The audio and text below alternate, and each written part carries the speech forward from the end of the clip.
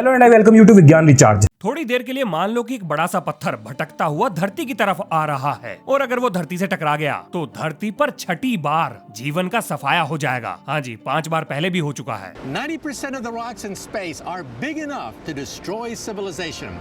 And it's not a question of if, it's a question of when. अब इंसान तो है जिद्दी, ऐसे कैसे हार मान ले। तो बस अब हमें अपने घर को यानी अपनी प्यारी धरती को इस आते हुए एस्टेरॉयड से बचाना है। अब सवाल आता है ये काम हम करेंगे कैसे? तो देखो जी, इस काम के लिए हमें एक ऐसा जुगाड़ बनाना पड़ेगा जो पूरी चौकसी के साथ स्पेस से आने वाले इन पत्थरों पर नजर रख सके। उसके बाद उससे होने वाले खतरे का हिसाब किताब जोड़कर हमारे हाथ में थमा दे। और तीसरा और सबसे जरूरी, खतरे को भांपते ही इस बिन बुलाई मुसीबत को ठिकाने लगा सके। अब अगर किसी तरीके से हम एक ऐसा सिस्टम डेवलप कर लें जिसके अंदर ये सारी खूबियां हों, तब हम कह सकते हैं कि हम अपने घर को बचा सकते हैं। आइए बात करते हैं। सबसे पहले बात करते हैं सबसे पॉपुलर थ्योरी की, यानी कि न्यूक्लियर बॉम्ब। लेकिन जरा ये बताओ, क्या आपने सोचा कि आखिर आप इस न्यूक्लियर बॉम्ब को स्पेस में भेजोगे कैसे? मिसाइल पर रखकर? चलो एक पल के लिए मान लेते हैं कि आपने न्यूक्लियर बॉम्ब का वारहेड मिसाइल के ऊपर फिट किया और स्पेस से आने वाले इस पहाड़ पत्थर के शिकार के लिए तैयार बैठे हो। लेकिन सबसे ज्यादा जरूरी सवाल ये है कि आप उस स्पेस से आने वाले पहाड़ पत्थर का शिकार कितनी दूरी पर करोगे? मतलब इसकी कोई लिमिट भी तो होगी। ये बहुत जरूरी सवाल है। देखो, धरती की जियो स्टेशनरी ऑर्बिट धरती की सतह से 36,000 किलोमीटर की ऊंचाई पर है, जहां ये जियो स्टेशनरी सैटेलाइट वगैरह घूमते हैं। और हमारे द्वारा आज तक सबसे लंबी दूरी की जो मिसाइल बनाई गई है, यानी रशिया की समर्थ, वो 18,000 किलोमीटर की दूरी तक ही वार कर सकती है। एक उदाहरण के लिए मान लो कि यह है हमारी धरती और स्पेस से आ रहा है पहाड़। अब अगर आप न्यूक्लियर मिसाइल से 18,000 किलोमीटर की दूरी पर उस पहाड़ पर हमला करोगे तो वो कितना डिफ्लेक्ट होगा? ना के बराबर। मतलब अगर वो थोड़ा बहुत अपने रास्ते से हट भी गया तो भी वो धरती से ही टकराएगा। अब आप सोच रहे होंगे कि न्यूक्लियर बॉम्ब से भी फर्क नहीं पड़ेगा, लेकिन क्यों? तो देखो, ये चीज आपको वीडियो में आगे समझ में आ जाएगी। अब जाहिर सी बात है कि इस समस्या को सुलझाने के लिए आपके दिमाग में जो ख्याल आएगा वो ये कि चलो इस मिसाइल की रेंज को बढ़ा देते हैं, अपन स्पेस में जाके इस पहाड़ का शिकार करेंगे। वेल, ख्याल तो बढ़िया है, लेकिन क्या ये काम करेगा? आओ पता करते हैं। देखो, मान लेते हैं कि आपने इस मिसाइल की रेंज को बढ़ा दिया, लेकिन क्या इस सूरत में ये मिसाइल उस पहाड़ को जाकर निपटा पाएगी?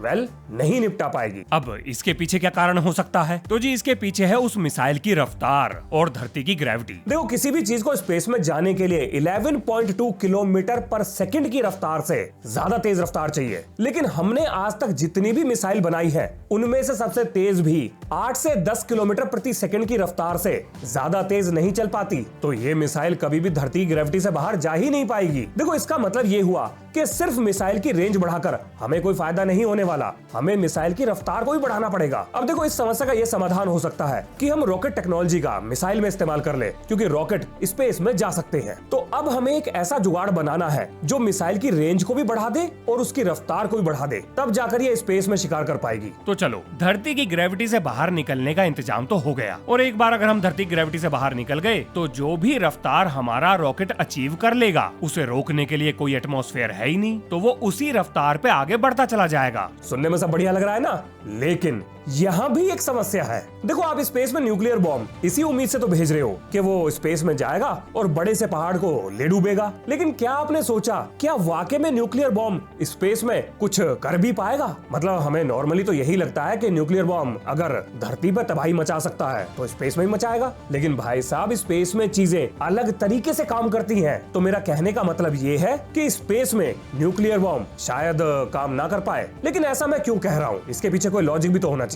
बिल्कुल है, सुनिए। देखो, धरती पर न्यूक्लियर बॉम्ब इसलिए कामयाब है क्योंकि यहाँ पर हवा है, एटमॉस्फेयर है। इसी एटमॉस्फेयर की वजह से शॉक वेव बनती है, साउंड पैदा होता है, न्यूक्लियर बॉम्ब का इम्पैक्ट बड़ा होता है, फायरबॉल क्रिएट होता है। लेकिन खाली स्पेस में तो एटमॉस्फेयर है ही नहीं, तो ना तो वहाँ साउंड पैदा होगा, ना शॉक वेव बनेगी और ना ही कोई बड़ा धमाका होगा। तो मतलब होगा क्या? बस एक बड़ा सा गड्ढा होगा और रेडिएशन निकलेगा। और देखो जी, ये रेडिएशन स्पेस से आने वाले इस पहाड़ को तो नहीं रोक पाएगा। लेकिन सवाल आता है ये कि इस बात का हमें कैसे पता? हमने तो स्पेस में आज तक कोई न्यूक्लियर बॉम्ब फोड़ा नहीं भाई साहब, फोड़ा है। देखो, 1950 और 1960 के दशक में, यानी कि कोल्ड वॉर के टाइम में, अमेरिका ने हाई एल्टीट्यूड न्यूक्लियर टेस्ट किए हैं, जिनसे ये बात पता लगी कि इन बॉम्ब्स का स्पेस में रेडिएशन के अलावा और कोई खास असर होता ही ना है। और ये तो कुछ भी नहीं, अमेरिका तो चांद के ऊपर भी न्यूक्लियर टेस्ट करने वाला था। मतलब कोल्ड कोल्ड वॉर के टाइम में जब अमेरिका और सोवियत यूनियन बॉम्ब खेल रहे थे, तब अमेरिकी राष्ट्रपति के दिमाग में एक ख्याल आया, क्यों ना चांद को ही उड़ा दे, मतलब न्यूक्लियर टेस्ट कर दे। वो तो बाद में अमेरिकी वैज्ञानिकों ने अमेरिकी राष्ट्रपति को समझाया कि महाराज इसका कोई फायदा ही ना है, मून के ऊपर तो वैसे ही बहुत सारे गड्ढे हैं, एक और बन जाएगा, तो इतना खर्चा काहे करें। अब अगर आपको इसके बारे में और जानना है तो आप गुगली बाबा के पास जाकर प्रोजेक्ट A119 के ऊपर जानकारी मांग लो, सब पता चल जाएगा। अब देखो यहाँ से कुछ चीजें बिल्कुल क्लियर हो गई हैं, और वो ये कि स्पेस रॉकेट के ऊपर न्यूक्लियर वॉरहेड लगाकर उस आते हुए पहाड़ पर देकर मारने से अपन का कोई फायदा ना है। लेकिन हमें काम कर सकते हैं, क्यों ना इस न्यूक्लियर बॉम्ब की उस पहाड़ पर होम डिलीवरी करा दे। अब ये होगा कैसे वो समझो। देखो जो मैं बताने जा रहा हूँ उसके ऊपर आर्मागेड्डन नाम की एक मूवी बनी है, जिसमें स्पेस बहादुरों की टीम एक ऐसे ही पहाड़ पर स्पेसशिप लेकर जाती है, उस पर लैंड करती है, वहाँ ड्रिल करती है, गड्ढा बनाती है और उसमें न्यूक्लियर बॉम्ब फिट करके उसे उड़ा देती है, जिससे पैदा हुई इम्पैक्ट एनर्जी उस पहाड़ के 2 टुकड़े करके उन टुकड़ों को धरती के साइड से गुजरने के लिए मजबूर कर देती है ना बढ़िया प्लान? हाँ, थ्योरेटिकली बिल्कुल है, और प्रैक्टिकली ये तो एक वाहियात प्लान है। देखो, प्लेनेटरी एंड स्पेस साइंस नाम से एक जर्नल है जिसने 1994 में एक रिसर्च पेपर पब्लिश करा, जिन्होंने ये खोज के बताया कि स्पेस से आने वाले पत्थरों की रफ्तार लगभग 20 से 25 किलोमीटर प्रति सेकंड की है, तो जी किलोमीटर में होगी लगभग 72,000 से 90,000 किलोमीटर प्रति घंटा। और अगर ये भी ज्यादा नहीं लग रही तो आप ये मान लो कि चांद से धरती पर आने में लगभग 4-4.5 घंटे का ही समय लगेगा। और जरा आप ये सोचो कि हमें कितना समय लगता है चांद तक जाने में लगभग 3 से 4 दिन। तो जरा आप खुद ही सोच लो कि क्या हमारी करंट टेक्नोलॉजी ऐसे किसी पहाड़ पर हमें सेफली और टाइम लिमिट के अंदर लैंड कराकर न्यूक्लियर बॉम्ब से उड़ाने का उसे मौका देगी? बिल्कुल भी नहीं देगी। ये चीजें सिर्फ पिक्चरों में ठीक लगती हैं, अभी के लिए प्रैक्टिकली ये संभव नहीं है। लेकिन चलो मान लेते हैं कि आज से कुछ समय बाद कोई ऐसे स्पेस तुर्रमखा यानी वैज्ञानिक आए जो स्पेस व्हीकल की रफ्तार और उसकी रेंज को बहुत हद तक बढ़ा दे, तब शायद जाकर 1% चांस है कि हम कुछ कर पाए। लेकिन अगर हमने ये कर भी लिया तो भाई साहब एक बड़ी मुसीबत हजारों छोटी छोटी मुसीबतों में बनकर धरती पर आ गिरेंगी। यानी न्यूक्लियर बॉम्ब के धमाके से उस पहाड़ के जो टुकड़े होंगे 100-100 मीटर के, 50-50 मीटर के, वो सारे के सारे धरती पर आकर गिरेंगे और बहुत जबरदस्त तबाही मचाएंगे। इसका प्रैक्टिकल फेमस फिजिसिस्ट मिचियो काकू ने करके देख लिया है। उनके हिसाब से अगर हमने इस तरह के किसी पहाड़ को न्यूक्लियर बॉम्ब से उड़ाया तो उसके छोटे छोटे टुकड़े धरती के अलग अलग कोनों पर गिरेंगे। देखो अभी के लिए हम इस नतीजे पर पहुंचे हैं कि स्पेस से आने वाले बड़े बड़े पहाड़ पर न्यूक्लियर मिसाइल मार के कुछ हासिल नहीं होगा, और उसके ऊपर लैंड करके बॉम्ब फिट करके उड़ाने पर एक बड़ी मुसीबत बहुत सारी छोटी छोटी मुसीबतों में बदल जाएगी। लेकिन यहाँ पर हम एक और काम कर सकते हैं, क्यों ना इस बड़े से पहाड़ पर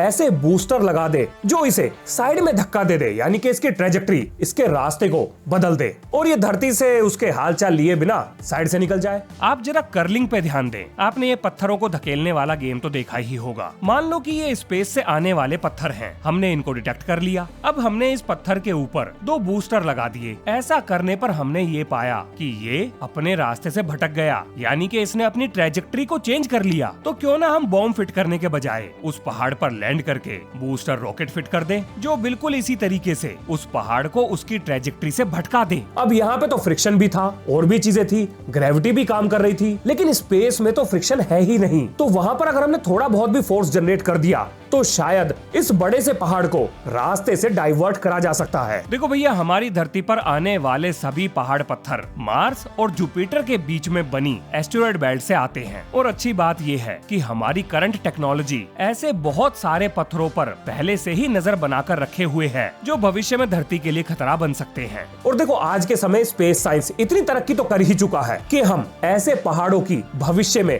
क्या ट्रेजेक्टरी होगी, वो किस रास्ते पर जाएंगे, ये पहले ही पता लगा सकते हैं। इसी की वजह से आप न्यूज में सुनते होंगे कि भाई फलाना ठिकाना पहाड़ या पत्थर धरती की तरफ आ रहा है, लेकिन टकराएगा नहीं, बस छूकर निकल जाएगा। और अभी तक तो सारी भविष्यवाणियां सच ही हो रही हैं। तो अगर कोई ऐसा भूला भटका पहाड़ धरती की तरफ आता है तो हम स्पेस मिशन लॉन्च करके उसके ऊपर लैंड करके बड़े बड़े बूस्टर रॉकेट फिट करके उसे उसके रास्ते से भटका सकते हैं। लग तो रहा है कि ये प्लान काम कर जाएगा, लेकिन यहाँ एक समस्या है। मतलब काफी बड़ी समस्या है। और वो ये कि न्यूक्लियर बॉम्ब ले जाने तक तो सब ठीक था, लेकिन भाई साहब इन बूस्टर रॉकेट को चलाने के लिए जो ईंधन चाहिए, जो फ्यूल चाहिए, उसे हम स्पेस में कैसे ले जाएंगे। देखो हमारे पास जो सबसे शक्तिशाली रॉकेट है यानी स्पेस एक्स का स्टारशिप, वो भी इतना ईंधन ले जाने में सक्षम नहीं है जो इन बूस्टर रॉकेट्स को एक लंबे समय तक पावर दे सके। क्योंकि भाई साहब अगर ऐसा संभव होता तो ये स्पेस स्टेशन बनाने में इतना समय थोड़ी लगता, और अब तक तो हम मंगल पर प्लॉट भी काट चुके होते। समस्या ही यहीं पर है कि स्पेस में वजन ले जाने की रॉकेट्स की क्षमता अभी के लिए फिक्स है। मतलब इस समस्या का कोई समाधान हो सकता है? तो देखो जी, फिलहाल के लिए तो इस समस्या का कोई भी समाधान नहीं है, लेकिन अपन के दिमाग में ना एक ख्याल आ रहा है, क्यों ना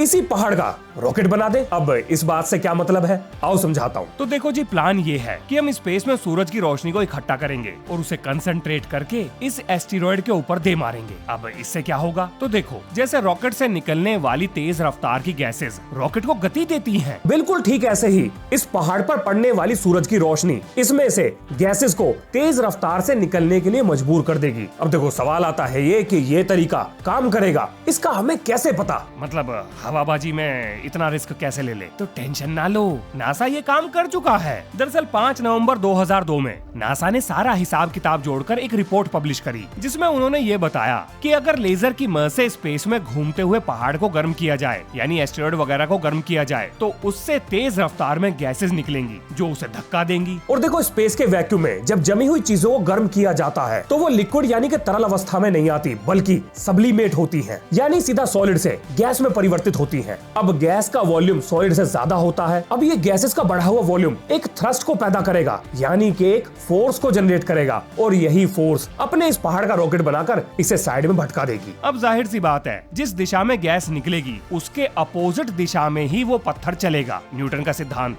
एक्शन रिएक्शन लग जाएगा। अब अगर नासा की बातों पर भरोसा कर लिया जाए तो हम धरती के चारों तरफ स्पेस में ऐसे लेजर्स का एक जाल बना देंगे जो निशाना लगा लगा कर स्पेस से आने वाले इन पहाड़ पत्थरों को टपका देंगे। अब आप सोच रहे होंगे, अरे वाह वाह वाह, क्या बात है सर, क्या बात है सर, क्या बात, ये बात है, अरे सर क्या बात है। बुला लो इन पहाड़ों को, सबको चुन चुन के ठिकाने लगाएंगे, इनकी ऐसी की तैसी। अगर आपके मन में विचार चल रहे हैं तो मैं तो आपसे यही कहूंगा कि भाई साहब रुक जाओ, थोड़ा थम जाओ, अभी एक समस्या और बची है। और ये बहुत बड़ी समस्या है जिसका हमारे पास अभी के लिए कोई इलाज भी नहीं है। अगर कोई पहाड़ बिल्कुल सूरज के पीछे से आ निकला तो उसे हम डिटेक्ट नहीं कर पाएंगे, और अगर वो डिटेक्ट नहीं हुआ तो स्पेस में आप चाहे कितना भी तामझाम खड़ा कर लो, सूरज के पीछे से अचानक आने वाला पहाड़ ये धरती को ले डूबेगा। अब ऐसा क्यों, ये भी समझ लो। देखो एस्टेरॉयड वगैरह को डिटेक्ट करने के लिए आज भी हम टेलीस्कोप का ही इस्तेमाल करते हैं, जो रात में तो देखो ठीक से काम करते हैं, लेकिन अगर हम दिन में उनका इस्तेमाल करें और सीधा सूरज की तरफ देखें तो सूरज की चमक, उसका ग्लेयर हमें कुछ देखने ही ना देता। तो भाई साहब सूरज के पीछे से निकल के आने वाला बड़ा सा पहाड़ पत्थर